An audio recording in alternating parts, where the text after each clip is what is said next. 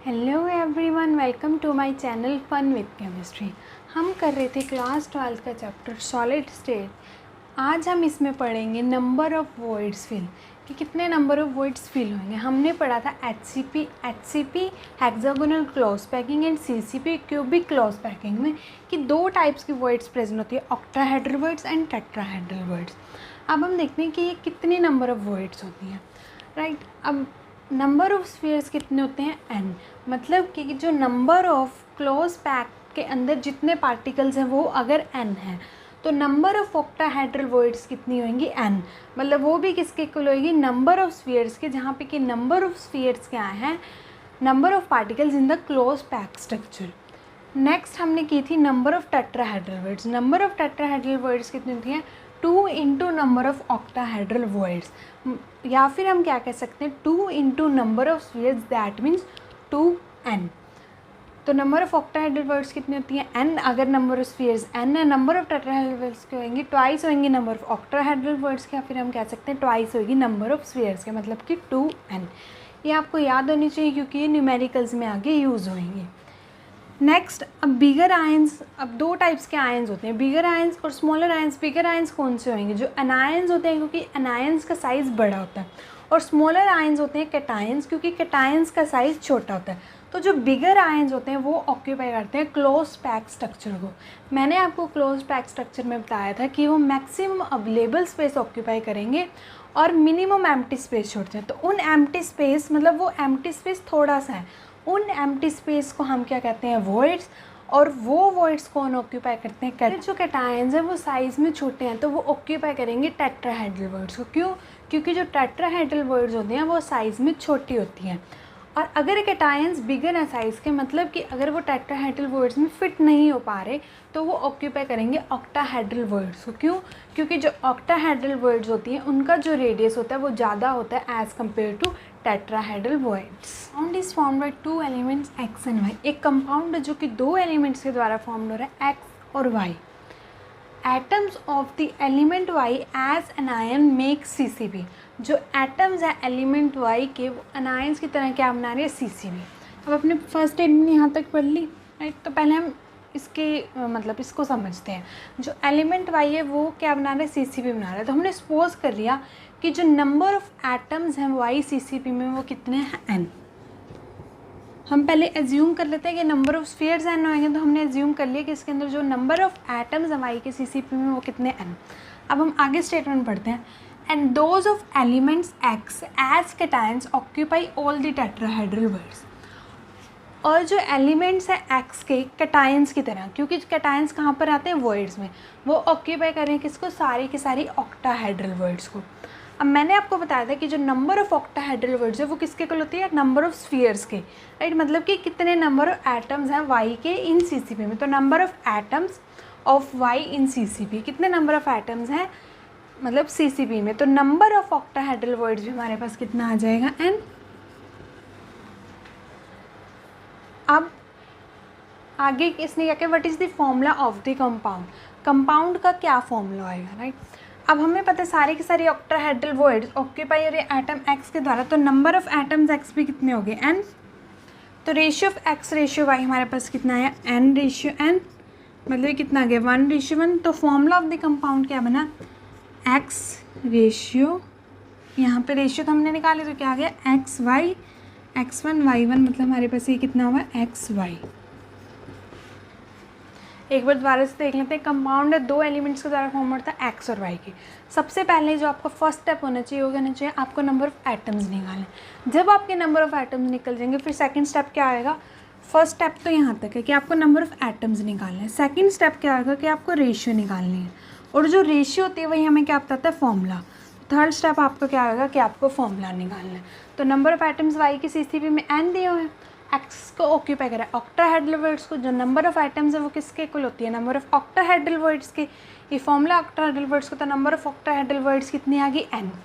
अब हमारे पास x, मतलब हमारे पास अगर ऑक्टाहेड्रल वॉइड्स कौन ऑक्यूपाई करा था, x एटम, तो number of atoms of x कितने में, n। तो हम रेशियो निकाल लेंगे, रेशियो के बाद हमारे पास फॉर्मूला निकल जाएगा। अब second question, atoms of element B form HCP lattice. जो एटम्स है एलिमेंट बी की वो क्या फॉर्म करें, HCP लैटिस। तो हमने सपोज कर लिया कि number of atoms be in the HCP lattice कितने होंगे, n। सबसे पहला काम, हमें जो भी लैटिस वो फॉर्म कर रहेगा, जैसे इसमें HCP लैटिस फॉर्म कर रहा है, उसमें CCP लैटिस फॉर्म कर रहा था फर्स्ट क्वेश्चन में। तो हमें सपोज कर लेना कि नंबर ऑफ एटम्स कितने होंगे, n।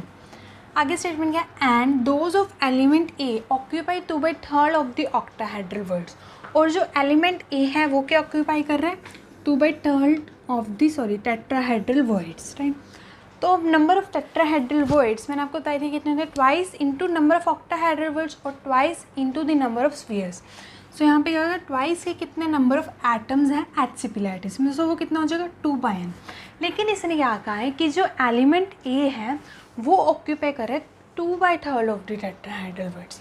लेकिन हमारे पास क्या गिवन है कि वो ऑक्यूपाई कर रहा है 2/3 ऑफ द टेट्राहेड्रल वर्ड्स। तो नंबर ऑफ एटम्स लैटिस में कितने होंगे, टोटल टेट्राहेड्रल वर्ड्स कितनी है, 2n। टोटल टेट्राहेड्रल वर्ड्स कितनी है, 2n। लेकिन ऑक्यूपाई कितनी करे, 2/3। तो कितना हो जाएगा, 2/3 इंटू 2 इंटू n। सो ये कितना हो गया, 4/3n। फर्स्ट स्टेप हो गया। फर्स्ट स्टेप में आपको नंबर ऑफ एटम्स निकालने थे। सेकंड स्टेप में आपको क्या करना है, रेशियो निकालनी है। जब आप रेशियो निकालोगे देन आपका फॉर्मूला ऑटोमेटिकली निकल जाएगा।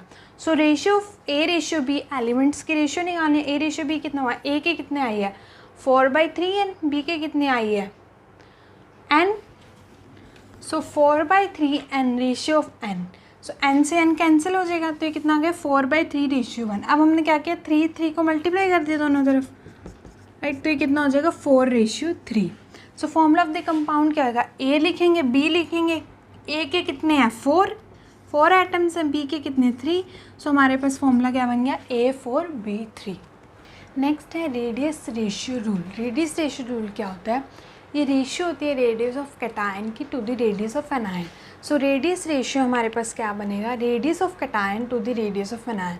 कैटायन को पॉजिटिव से डिनोट करते सो R पॉजिटिव, एनायन को नेगेटिव से सो R नेगेटिव।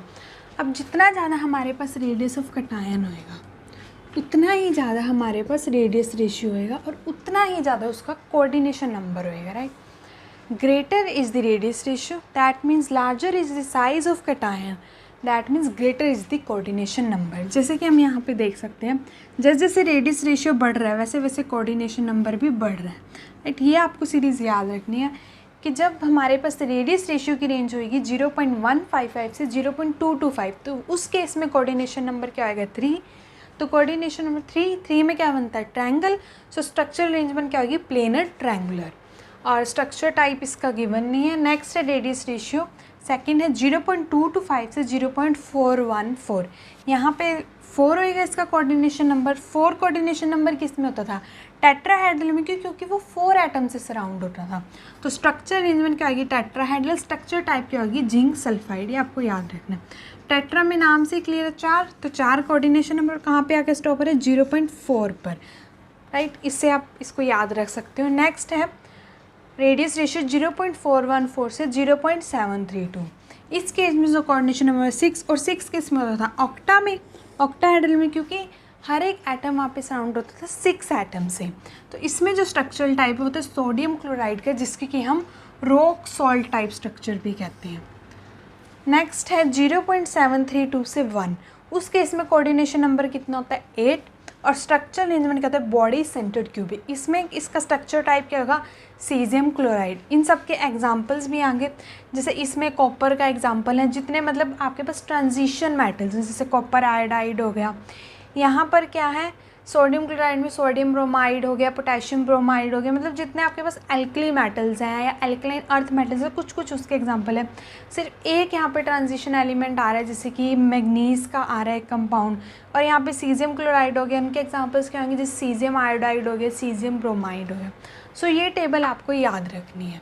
अब हम इसके बेस पे कुछ न्यूमेरिकल करते हैं। अब हमारे पास क्वेश्चन 1 है, 2 ions A positive and B negative have radii 88 and 200 picometer. 2 ions हैं ए पॉजिटिव और बी नेगेटिव, रेडियाई में दिया हुआ है 88 एंड 200 पिकोमीटर। अब यहाँ से हम क्या कर सकते हैं, यहाँ से हम रेडियस रेशियो निकाल सकते हैं। रेडियस रेशियो रूल में हमने क्या पढ़ा था कि रेडियस रेशियो का क्या फॉर्मूला होता है, radius of cation to the radius of anion, उन दोनों के रेशियो।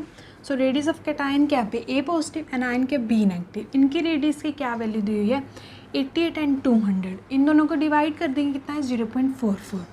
और ये क्या होएगी एक यूनिट लेस क्वांटिटी होगी, क्यों? क्योंकि यूनिट से यूनिट्स कैंसिल हो जाएंगे। नेक्स्ट हमें क्या दिया हुआ है in the close pack crystal of compound A B में, ये क्लोज पैक क्रिस्टल बना रहा है कंपाउंड ए बी, हमें प्रेडिक्ट करना है coordination number of A positive, right. अब हमें ए पॉजिटिव का कोऑर्डिनेशन नंबर निकालना है तो हमें पहले रेडियस रेशियो निकालनी पड़ेगी कि वो किस रेंज में लाई कर रही है। वो हमने निकाली तो किस रेंज में लाई कर रही है 0.414 से 0.732 तक।